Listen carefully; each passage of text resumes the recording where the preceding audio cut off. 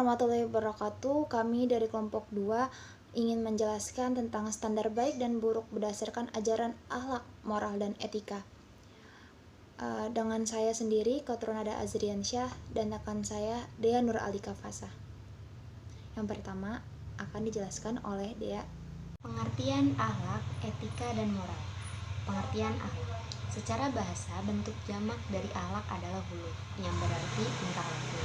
Sedangkan menurut istilah, akhlak adalah daya kekuatan jiwa yang mendorong perbuatan dengan mudah dan spontan tanpa dipikir dan direnungkan lagi.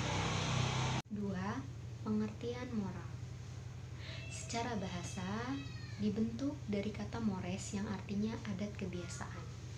Sedangkan secara istilah, moral adalah sesuatu yang digunakan untuk menentukan batas-batas sifat, perangai, kehendak, pendapat, atau perbuatan yang secara layak dapat dikaitkan benar, salah, baik, dan buruk. 3.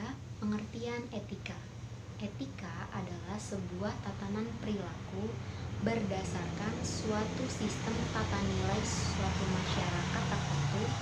Etika lebih banyak dikaitkan dengan ilmu atau filsafat, karena itu yang menjadi standar baik dan buruk adalah akal manusia. Perbedaan akhlak, moral, dan etika terletak pada sumber yang dijadikannya patokan untuk menentukan baik dan buruk. Jika dalam etika, penilaian baik dan buruk berdasarkan pendapat akal pikiran. Sedangkan pada moral, itu berdasarkan kebiasaan yang berlaku di umum atau di masyarakat. Sedangkan pada akhlak, ukuran yang digunakan untuk menentukan baik dan buruk berdasarkan Al-Quran dan hadis. Pengertian baik dan buruk. Pengertian baik menurut etik adalah sesuatu yang berharga untuk sesuatu tujuan.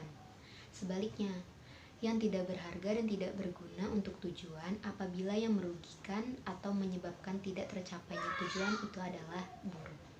Pengertian benar dan salah. Pengertian benar menurut etik atau ilmu akhlak adalah hal-hal yang sesuai atau cocok dengan peraturan-peraturan. Sebaliknya, pengertian salah menurut etik adalah hal-hal yang tidak sesuai dengan peraturan yang berlaku. Aliran adat istiadat, sosialisme. Orang yang mengikuti dan berpegang teguh pada adat dipandang baik, dan orang yang tidak mengikuti adat istiadat dianggap buruk dan bila perlu dihukum secara adat. Dalam masyarakat, kita jumpai adat istiadat yang berkenan dengan cara berpakaian, makan, minum, bercakap, bertandang, dan sebagainya. Orang yang mengikuti cara-cara yang demikian itulah yang dianggap baik, dan orang yang menyalahinya dianggap buruk. Contoh yang lainnya seperti mendorong masyarakat mengikuti upacara kematian pengantin, ziarah kubur, dan upacara lainnya. Hedonisme. Menurut aliran ini, setiap manusia selalu menginginkan kebahagiaan, yang merupakan dorongan pada tabiatnya. Dan ternyata, kebahagiaan adalah merupakan tujuan akhir dari hidup manusia. Oleh karenanya, jalan yang mengantarkan ke arahnya dipandang sebagai keutamaan perbuatan mulia. Maksud kebahagiaan di sini ialah hedon, yakini kelezatan. Kelezatan aliran ini adalah ukuran dari perbuatan. Aliran ini tidak hanya mengajarkan kelezatan saja, karena pada dasarnya tiap-tiap perbuatan ini tidak sunyi dari kelezatan. Tetapi aliran ini menyatakan, hendaklah manusia itu mencari sebesar-besarnya kelezatan, dan apabila tidak disuruh memilih di antara perbuatan wajib, ia memilih yang paling besar kelezatannya.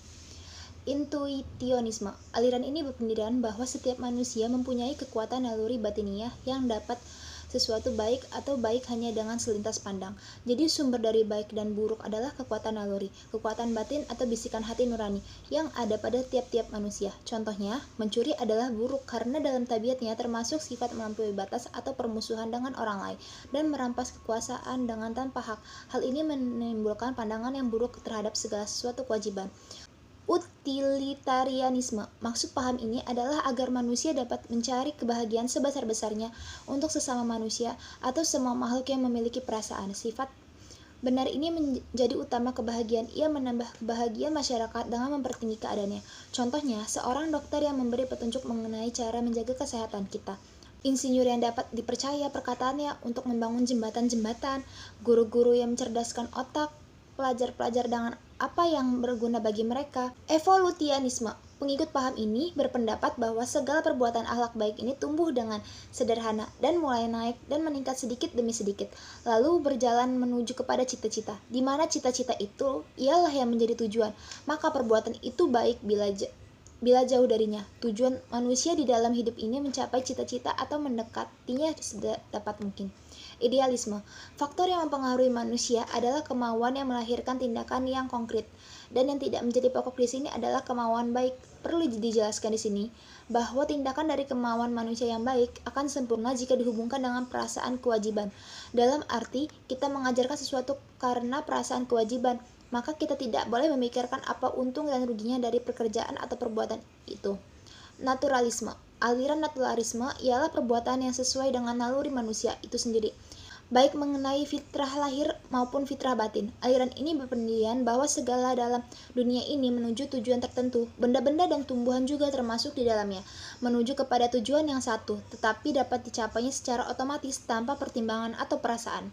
Hewan menuju kepada tujuannya dengan naluri kehewanannya, sedangkan manusia menuju kepada tujuannya dengan naluri akal dan pikirannya. Teologis, aliran ini berpendapat bahwa yang menjadi ukuran baik dan buruk perbuatan manusia didasarkan pada ajaran Tuhan. Apakah perbuatan itu diperintah apa dilarang olehnya? Segala ajaran yang diperintah Tuhan itulah yang baik dan segala yang dilarang Tuhan ialah buruk. Di mana ajaran-ajaran tersebut diajarkan dalam kitab suci sesuai dengan agamanya masing-masing.